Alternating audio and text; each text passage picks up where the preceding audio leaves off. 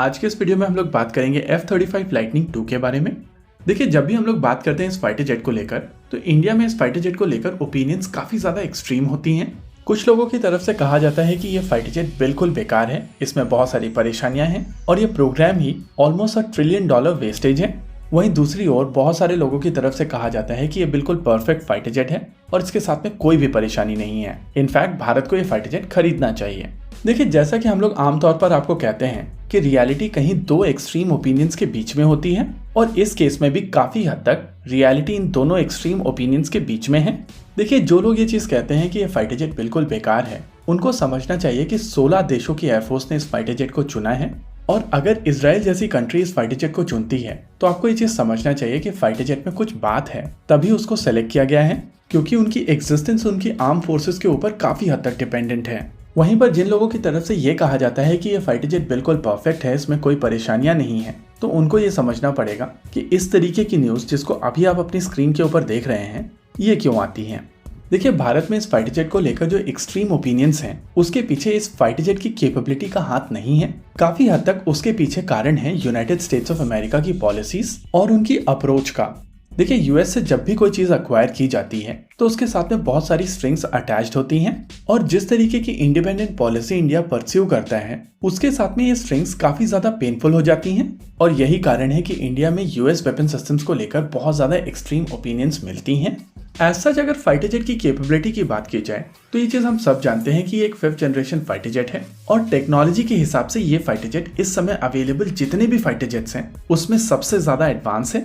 India में recently ये debate शुरू हुआ है कि क्या F-35 लाइटनिंग 2 भारत के MRFA प्रोग्राम में पार्टिसिपेट कर सकता है। देखिए, थियोरेटिकली हाँ, लेकिन पॉलिटिकली ये चीज बहुत मुश्किल है।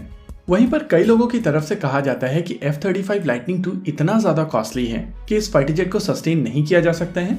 यहाँ पर हम लोग एग्जाम्पल के तौर पर फिनलैंड द्वारा 64 F-35 लाइटनिंग 2 की परचेज को भारत के 36 रफाल की परचेज के साथ में कंपेयर करेंगे और समझने की कोशिश करेंगे कि इन फाइटर जेट्स की ओवरऑल कॉस्ट कितनी पड़ी है।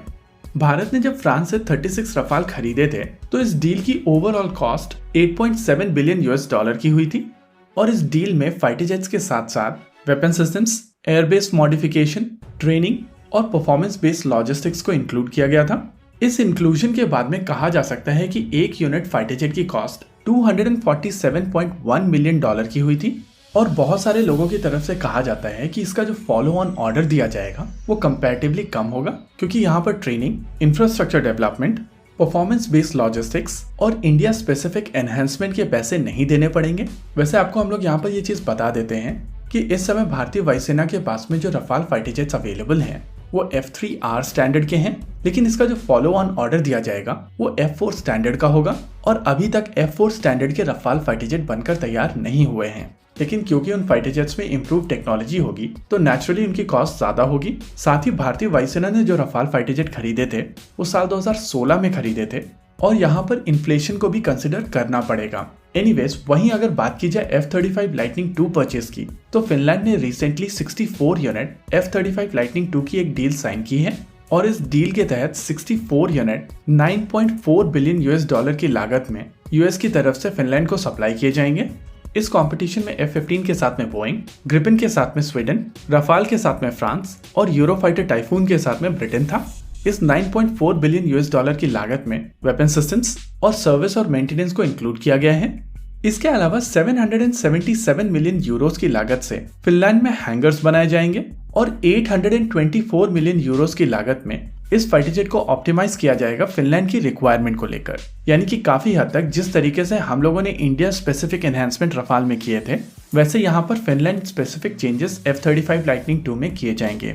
अगर हम लोग इसको लूजली अप्रोक्सीमेट कर लेते हैं हायर विंडो पकड़कर, तो लगभग ये टोटल डील $12 बिलियन की हुई है। यानी कि यहाँ पर एक F-35 लाइटनिंग 2 फिनलैंड को $187 मिलियन का पड़ा है और कहा जा सकता है कि भारतीय वायुसेना ने जो साल 2016 में रफाल खरीदे थे उसकी तुलना में फिनलैंड को $60 मिलियन पर फाइटर जेट कॉस्ट कम पड़ी है।